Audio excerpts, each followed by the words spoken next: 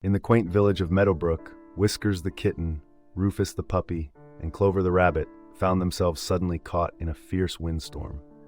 Leaves swirled around them as tree branches creaked ominously above. Instead of panicking, they huddled together amid the chaos, each using their strength to shield the others from harm. Whiskers guided the way with her keen eyes, while Rufus anchored their steps against the gusts. Clover's quick thinking ensured they found refuge beneath an old stone arch. They stayed cozily together, learning the warmth of companionship and the strength found in unity, even amid nature's fury, reveling in the success of weathering the storm together.